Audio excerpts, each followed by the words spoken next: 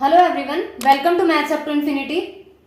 आज हम डिस्कस करेंगे यूपी टेट 2017 का question paper upper primary level के लिए जो हुआ था, उसमें मैथ का जो पोर्शन है उसका सॉल्यूशन डिस्कस करेंगे।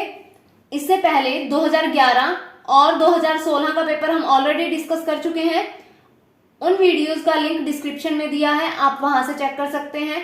और आज 2017 का डिस्कस करेंगे। Our first question is 4 अंकीय बड़ी से बड़ी संख्या ज्ञात कीजिए जो पूर्ण वर्ग हो। Find the biggest 4 digit number which is a perfect square. तो सबसे पहले देख लेते हैं कि 4 अंकों की बड़ी से बड़ी संख्या क्या होती है। 9999। और हमें परफेक्ट स्क्वायर चाहिए जो पूर्ण वर्ग हो, तो इसको हम इस तरह से वर्गमूल में लिखेंगे। इसका जब हम वर्गमूल करेंगे तो सबसे पहले इसे पेयर में लिखते हैं। तो ये कितना हो जाएगा, 9 9 जा 81। यहां ये हो जाएगा 8 और ये 1, और यहां ये पूरा का पूरा पेयर यहां आ जाएगा। उसके बाद यहां 18 हो जाएगा, जो यहां हमारे पास आंसर में होता है उसे हम 2 से मल्टीप्लाई करके लिखते हैं। उसके बाद ये 9 पे जाएगा और ये हो जाएगा हमारे पास, जब हम इसे मल्टीप्लाई करेंगे तो ये बनेगा। यहां ये चेक करना होता है, जैसे यहां 18 लिख दिया, उसके बाद ये 2, यहां भी जितना लिखा जाता है उतना ही मल्टीप्लाई किया जाता है। तो ये इस तरह से चेक करेंगे 18 3 पे, तो ये 9 पे जाएगा, तो ये बनेगा हमारे पास 1701। और ये हो जाएगा 8, यहां 9 और यहां 1। तो हमें पूर्ण वर्ग संख्या चाहिए। पूर्ण वर्ग संख्या कब बनेगी, जब यहां जो ये टर्म है उसमें से 198 हम माइनस कर देंगे। तो 198 माइनस करेंगे और ये हमारे पास आ जाएगा 9801। और ये 4 अंकों की सबसे बड़ी पूर्ण वर्ग संख्या हो जाएगी। और यहां से ऑप्शन डी करेक्ट हो जाएगा। अगला क्वेश्चन है, जब x पावर 13 प्लस 1 को x माइनस 1 से भाग दिया जाए तो शेष क्या बचेगा। When x power 13 plus 1 is divided by x minus 1, then what is the remainder। तो रिमाइंडर चेक करने के लिए भाग इससे देना है, इसे इक्वल टू 0 लिख देते हैं। ये क्या बन जाएगा, x बराबर 1। तो ये x बराबर 1 यहां पुट कर देते हैं। x की जगह पे x बराबर 1 मान रखेंगे, जितना आंसर आएगा वो हमारा रिमाइंडर होगा, शेषफल आ जाएगा वहां से। तो x बराबर 1 लिखेंगे तो ये बनेगा 1 पावर 13 प्लस 1। तो 1 की पावर तो जितनी मर्जी हो 1 ही रहेगा। 1 प्लस 1 यहाँ ये 2, तो 2 हमारा शेषफल हो जाएगा और ऑप्शन सी यहां से करेक्ट हो जाएगा। अगला क्वेश्चन है, यदि a व b समुच्चय c के अरिक्त उप समुच्चय हों तो A union A intersection B किसके बराबर है। If A and B are non empty subsets of set C, then A union A intersection B is equals to. तो इन क्वेश्चंस को अटेम्प्ट करने के लिए हम यहां लेट कर देते हैं कि अपनी तरफ से ही कोई सेट मान लेते हैं। जैसे पूरा सेट हमारे पास C है, ये बाकी तो सबसेट्स हैं, A एंड B तो सबसेट हैं, तो C हम मान लेते हैं 1 2 3 4। सबसे आसान तरीका है इन क्वेश्चंस को टैकल करने का। तो यहां से इसके सबसेट कोई भी मान लेते हैं, यहां 1 2 ले लिया और B ले लिया हमने 3 4। तो इसकी क्या वैल्यू आएगी, तो सबसे पहले तो A इंटरसेक्शन B देखना पड़ेगा। A इंटरसेक्शन B क्या बनेगा, इंटरसेक्शन मतलब जो इनमें कॉमन है। तो 1 2 लिया है हमने, 3 4 लिया है, कॉमन तो इनमें कोई भी एलिमेंट नहीं है, तो ये क्या हो जाएगा हमारे पास, यहाँ ये सीधा 5 हो जाएगा, एम्प्टी सेट। तो यहाँ A union A intersection B, तो A हमारे पास है 1 2 और A इंटरसेक्शन B है 5, खाली सेट है ये। यूनियन करेंगे तो ये क्या आ जाएगा, 1 2 आ जाएगा। तो यहां देख लेते हैं अब हम ऑप्शन, जो ऑप्शन 1 2 आंसर देगा वो हमारा करेक्ट ऑप्शन हो जाएगा। तो फर्स्ट ऑप्शन है A intersection B. A intersection B 5 आया, 1 और 2 तो नहीं आया, तो इसका मतलब ऑप्शन ए गलत हो गया। अगर हम कुछ मान के क्वेश्चन सॉल्व कर रहे हैं तो हमेशा ऑप्शन काटने होते हैं, ऑप्शन को टिक नहीं करना होता। तो 3 ऑप्शन कट जाएंगे, जो एक रह जाएगा वो हमारा आंसर हो जाएगा।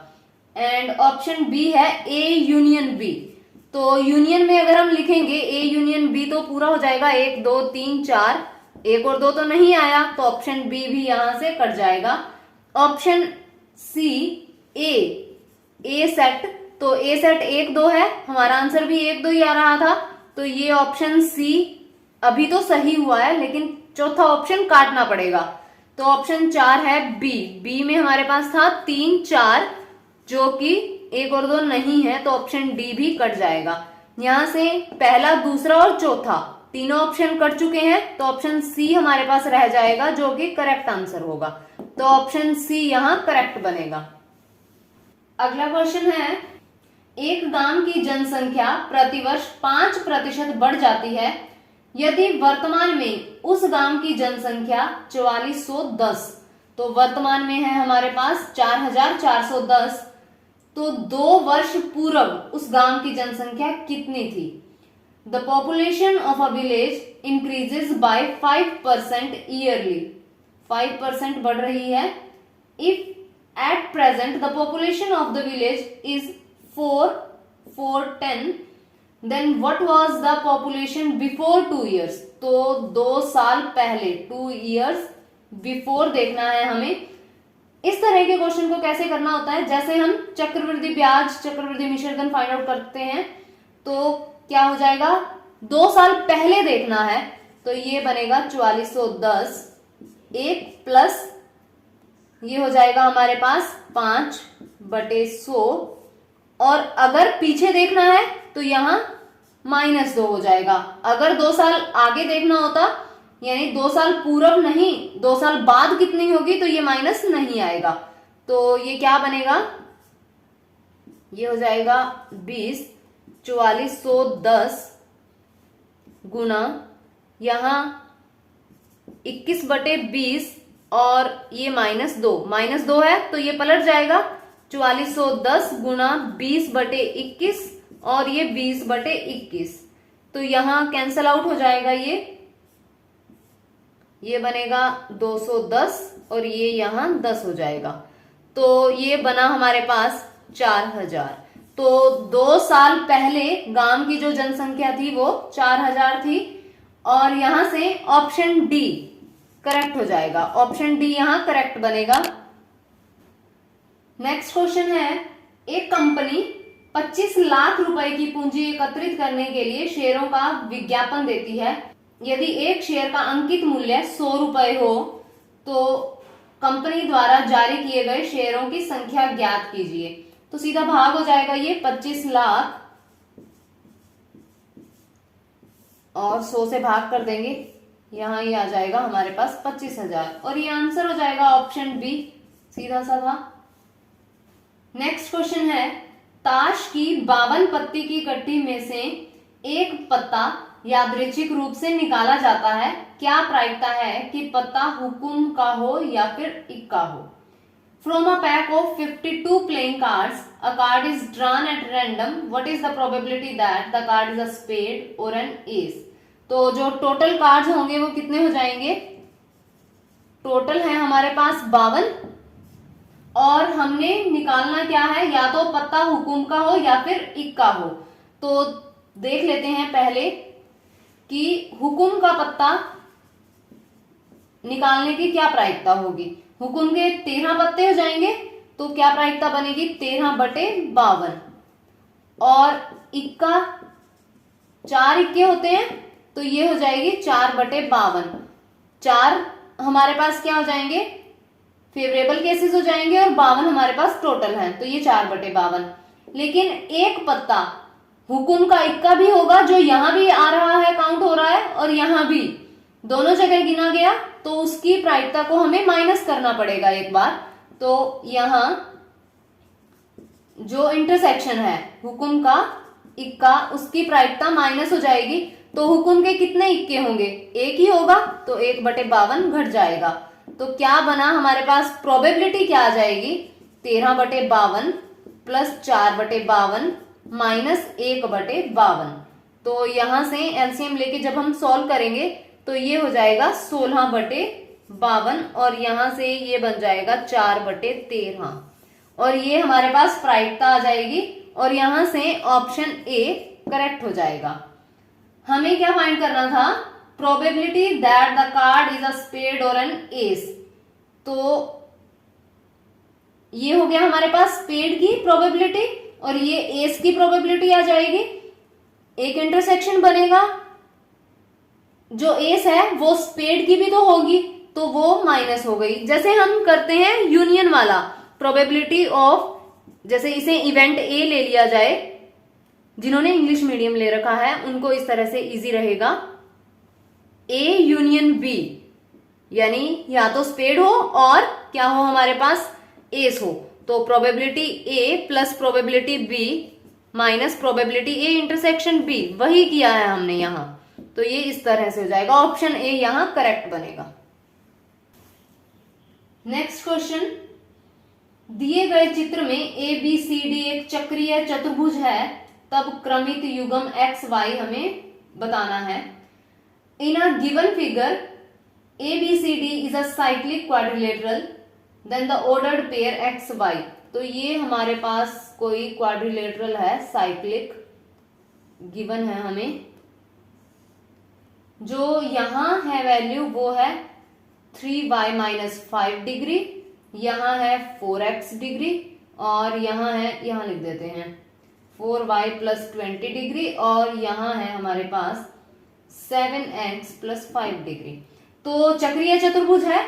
साइक्लिक क्वाड्रिलेटरल के अंदर जो ये आमने सामने के कोण होते हैं, ये एंगल्स होते हैं, ये 180 डिग्री होते हैं, इनका जो सम है वो 180 डिग्री होता है। तो वही करेंगे, दो इक्वेशंस आ जाएंगी, एक्स और वाई की वैल्यू आ जाएगी। तो यहां हम इसे और इसे लेते हैं, तो ये बनेगा 3y minus 5 plus 7x plus 5 बराबर 180 डिग्री। चक्रीय चतुर्भुज के अंदर जो आमने सामने के ये कोण है, इनका जोड़ 180 डिग्री होता है। तो जोड़ दिया और ये हमारे पास एक इक्वेशन बनेगी, 5 से 5 cancel out, 7x plus 3y बराबर 180। ये हो जाएगा समीकरण 1।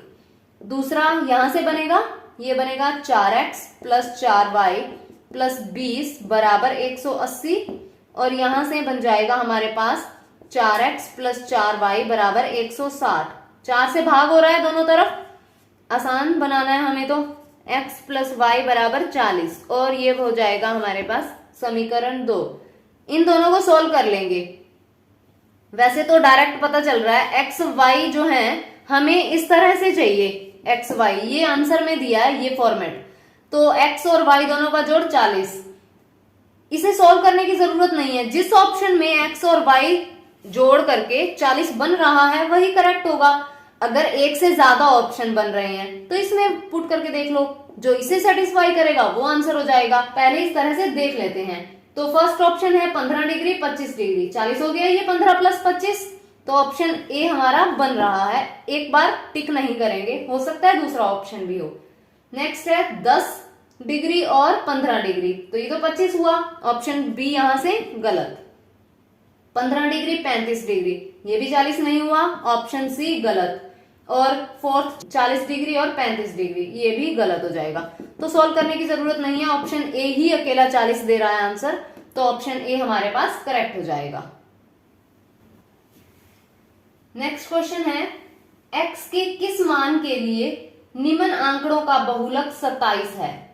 27 बहुलक आना चाहिए और आंकड़े हैं हमारे पास 25, 26, 27, 23, 27, 26, 24, x और यहां 27, ये 26, 25 और 25।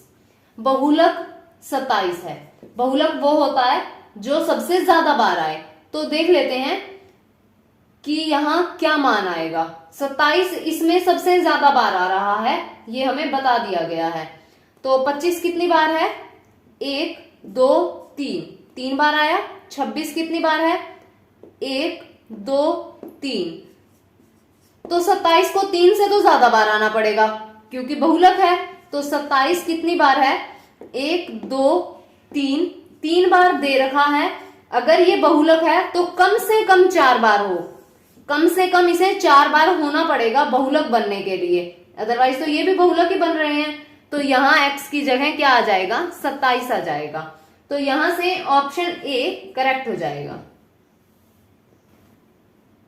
नेक्स्ट क्वेश्चन, यदि x बराबर 2, y बराबर 1 और z बराबर -3 है तो x की 3 प्लस y के 3 प्लस z की 3 -3 x y z किसके बराबर होगा। मान रख देते हैं, सीधा ही आंसर आ जाएगा। 2 power 3 plus 1 power 3 plus -3 power 3, -3x यहाँ 2 1 और ये -3 कितना बनेगा, ये 2 की पावर 3 है, 2 को 3 बार गुणा 8 हो जाएगा, प्लस 1 पावर विषम है तो माइनस आ जाएगा 27, ये माइनस और ये माइनस प्लस हो जाएगा और यहाँ 18 आ जाएगा। तो ये हो गया हमारे पास 26 और 1 27, माइनस 27 0 आ जाएगा। तो यहां से ऑप्शन डी करेक्ट हो जाएगा। नेक्स्ट क्वेश्चन है, एक धार्मिक आयोजन में स्त्रियों और पुरुषों की संख्याओं का अनुपात 3:2 है। 20 और पुरुषों के आने से अनुपात उलट जाता है, यानी 2:3 हो जाता है। तो स्त्रियों की संख्या कितनी थी। In a religious gathering, the ratio of the numbers of ladies to that of gents was 3:2. When 20 more gents joined, the ratio was reversed. The number of ladies was. तो यहाँ पहले जो रेशो है वो 3:2, तो लेडीज कितनी हो जाएंगी, 3x और जेंट्स 2x हो जाएंगे। जेंट्स 20 और आ गए हैं तो अब कितने हुए, 2x प्लस 20 हो जाएंगे। 20 और आने से जो अनुपात है वो 2:3 हो गया है। तो अब हम इनका अनुपात देख लेते हैं। ये हो जाएगा हमारे पास 3x बटे 2x प्लस 20। अनुपात को इस तरह से भी लिख ही सकते हैं और ये हो जाएगा 2/3, 2:3 हो गया है। अब यहां से हम x की वैल्यू देख लेंगे, क्या बन जाएगा, 9x बराबर आर पार गुना करते हैं 4x प्लस 40, तो ये बना 5x बराबर 40, x बराबर 8 हो जाएगा। और यहां कितनी हो गई संख्या लेडीज की, 8 से गुणा कर देंगे 24 और यहां ये हो जाएगा 16। तो हमें बताना क्या है, स्त्रियों की संख्या कितनी थी, तो 24 थी। और यहां से ऑप्शन डी करेक्ट हो जाएगा, ऑप्शन डी यहां करेक्ट बनेगा। अगला क्वेश्चन है, 3 शून्येतर वास्तविक संख्याओं a, b और c के लिए यदि a/2 बराबर हो b/3 बराबर c/4 बराबर 2a-3b प्लस 5c/k, तो k का मान हमें बताना है। For 3 non-zero real numbers a, b, c, if a/2 is equal to b/3 is equal to c/4 is equal to 2a minus 3b plus 5c/k, then find the value of k. तो अगर यहाँ इस तरह से बराबर में दिए जाते हैं ना मेंबर्स, तो यहाँ जो ये रेशो लिखा है, जो अनुपात लिखा है, मतलब यहाँ 2 से गुणा करके माइनस कर दिया, इसे 3 से गुणा करके, फिर यहाँ 5 से गुणा करके, तो जो रिलेशन यहां लगेगा वही रिलेशन डिवीजन में लगेगा। ऐसा नहीं है कि ऊपर कुछ और हो गया और नीचे यहां कुछ और हो गया। तो k का मान क्या बन जाएगा, k का मान बिल्कुल यही बनेगा, यानी पहली टर्म को अगर 2 से गुणा किया है तो नीचे लिखने के लिए भी पहली टर्म को 2 से गुणा करना पड़ेगा। तो k का मान सीधा बनेगा यहां से 2, पहली टर्म को 2 से गुणा, 2 फिर माइनस का साइन और 3 लिखा, सेकेंड टर्म लिखी है तो हम यहां सेकेंड लिखेंगे, प्लस 5 c है, तो यहां हम c के लिए थर्ड टर्म ये 4 लिखेंगे, तो ये k का मान हो जाएगा, ये बनेगा 4 माइनस 9 प्लस 20, यहां से ये बनेगा 15 और आंसर आ जाएगा ऑप्शन बी। तो ऑप्शन बी यहां करेक्ट ऑप्शन है। नेक्स्ट क्वेश्चन है, यदि समीकरण X square minus B x plus C बराबर 0 ये दिया हो के मूल दो क्रमागत पूर्ण संख्याएं हों तो बी स्क्वायर माइनस 4c ये क्या बनेगा? If the roots of the equation this one x square minus B x plus c is equal to 0 are two consecutive integers then b square minus 4ac is. तो यहां क्रमागत संख्याएं लेनी है, जो रूट्स हैं, तो हम मान लेते हैं 2 और 3 क्रमागत हैं, कंसेक्टिव इंटीजर्स हैं, तो हम मान लेते हैं कि जो इक्वेशन है हमारे पास उसके जो रूट्स हैं, मूल हैं, वो 2 और 3 हैं। तो इक्वेशन क्या बन जाएगी? अगर हमारे पास मूल हो तो इक्वेशन किस तरह से लिखी जाती है? एक्स स्क्वायर, 2 मूल हो तो एक्स स्क्वायर माइनस, यहां उनका जोड़ लिखा जाता है, माइनस का साइन होता है और जोड़ 5x हो जाएगा, फिर प्लस का साइन होता है और इनकी गुणा कर दी जाती है 6 बराबर 0। 2 से ज्यादा हो तो किस तरह लिखेंगे? अगर नहीं ध्यान रहे कि माइनस कहाँ आना है प्लस कहाँ आना है, तो इसे डायरेक्ट इस तरह से लिख लिया जाता है x माइनस 2, जो रूट्स हैं x में से घटाते जाना है, x माइनस 3, इनको मल्टीप्लाई करेंगे यही आ जाएगा। मान लो माइनस 2 और 3 है, तो कैसे लिखेंगे? x आना माइनस ही है, ये माइनस 2 हो जाएगा और यहाँ x माइनस 3, यानी ये बना x प्लस 2 और x माइनस 3। तो ये जो इक्वेशन बनेगी मल्टीप्लाई करने के बाद उसके रूट्स ये हो जाएंगे, तो इस तरह से लिख लिया जाता है। यहां क्या बनेगा? अब हमारे पास कंसेक्टिव इंटीजर जो रूट्स हैं वो 2 और 3 हैं, हमारे पास इक्वेशन बन गई ये। और अब हम देख लेते हैं कि हमारी इक्वेशन में b की जगह क्या है और c की जगह क्या है। तो b की जगह क्या है हमारे पास? 5 और c की जगह क्या है? 6। मान हमें इसका चाहिए b स्क्वायर माइनस 4c, तो b स्क्वायर करेंगे यानी 5 का स्क्वायर कर देंगे माइनस 4 और ये 6, ये कितना हो जाएगा? 25 माइनस 24 और यहां से आ जाएगा 1। तो ऑप्शन में देख लेते हैं, 1 जो भी होगा वो हमारा आंसर हो जाएगा। तो यहां ऑप्शन ए में दिया है 1, तो ऑप्शन ए हमारा करेक्ट ऑप्शन होगा। कई बार जो स्टेटमेंट इस तरह से दे रखी होती हैं तो उन्हें मान करके करना, अपनी तरफ से कुछ वैल्यूज दे के करना क्वेश्चन को आसान रहता है, तो इस तरह से इस क्वेश्चन को हम आसानी से कर सकते हैं। ऑप्शन ए यहां करेक्ट बनेगा। नेक्स्ट क्वेश्चन, दो संख्याओं का HCF और LCM। HCF दिया है हमें 13 और LCM दिया है हमें 1989। यदि एक संख्या 117 है तो दूसरी संख्या बतानी है। तो एक सीधा सा रिजल्ट होता है HCF गुना LCM बराबर दोनों संख्याओं का गुणनफल, दोनों संख्याओं को यहां गुणा करना होता है। तो यही फॉर्मूला लगाएंगे, ये बनेगा 13 गुना 1989 बराबर 117। दूसरी संख्या को हम x मान लेते हैं और x का हमें मान निकालना है, तो x बराबर क्या हो जाएगा? ये भाग में चला जाएगा और यहां ये बन जाएगा हमारे पास 9 और ये 2 2 1। तो जो दूसरी संख्या होगी वो 221 हो जाएगी और यहां से ऑप्शन बी करेक्ट हो जाएगा। नेक्स्ट क्वेश्चन है, जतिन एक वस्तु को उसके मूल्य से 10% कम पर खरीदता है और उसके मूल्य से 10% अधिक पर बेचता है, उसका लाभ बताना है।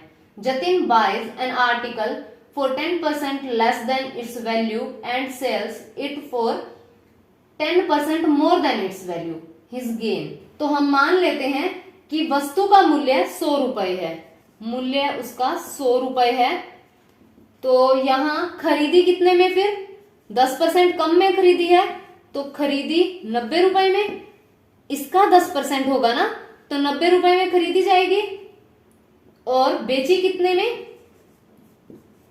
इससे 10% ज्यादा, तो 110 रुपए में। तो लाभ कितना हो जाएगा, 20 रुपए हुआ। हम देख लेंगे कि 20 रुपए कितना परसेंट बनता है। तो यहां ये हो जाएगा हमारे पास 20 बटे 90, खरीदी तो 90 में है, और यहां 100, तो ये बनेगा 200 बटे 9 और 22 सही 2/9% हो जाएगा। तो जो उसका गेन है वो ये आ जाएगा और यहां से ऑप्शन सी करेक्ट हो जाएगा। नेक्स्ट क्वेश्चन, यदि समीकरण x² माइनस px प्लस 54 बराबर 0 है और इसके जो मूल हैं 2:3 में है, p का हमें मान बताना है। If the roots of the equation x² minus px plus 54 is equal to 0 are in the ratio 2:3 then the value of p। तो ये हमें रेशो दे रखा है, मूल का अनुपात दिया है, तो मूल क्या हो जाएंगे, हम मान लेते हैं 2y, क्योंकि मल्टीपल आएगा इसके साथ, x तो हम लेंगे नहीं क्योंकि इक्वेशन दे रखी है, तो 2y और 3y हो जाएंगे। तो योग कितना बनेगा, ये हो जाएगा 5y। इक्वेशन में अगर हम देखें तो जो मूल हैं उनका जोड़ क्या होता है, जो x के साथ कोफिशिएंट है, नेगेटिव साइन नहीं लेना होता, समीकरण में जो x के साथ कोफिशिएंट है वो लेना होता है। तो यहां से ये p का मान आ जाएगा और p के मान के लिए हमारे पास y होना जरूरी है, y हम गुणा से निकाल लेंगे। तो जो गुणनफल होगा इन दोनों का, इक्वेशन में उसकी क्या वैल्यू दे रखी है 54। अगर x² का कोफिशिएंट 1 नहीं होता फिर ये डिवाइड हो जाता है, तो यहां ये बनेगा 54 और ये हो जाएगा हमारे पास 6y² बराबर 54 और y² हो गया हमारे पास 54 बटे 6, 9 आ जाएगा, y की वैल्यू प्लस माइनस 3 आ जाएगी। तो p के मान के लिए p का मान अब क्या बनेगा, या तो 3 हो y या फिर -3 हो, तो 3 लेते हैं पहले, ये बन जाएगा 5 और 3, या फिर क्या बनेगा 5 -3, तो p या तो 15 हो सकता है और -15 हो सकता है। तो हम देख लेते हैं आंसर क्या है। आंसर में 18, 21, -21 और 15, तो हमारे पास ये 15 है ही, ऑप्शन डी यहां से करेक्ट हो जाएगा। तो ऑप्शन डी करेक्ट बनेगा। तो आज की वीडियो में बस इतना ही। अगर वीडियो पसंद आए तो लाइक कीजिए, शेयर कीजिए और चैनल को सब्सक्राइब कीजिए and press the bell icon to get the notifications.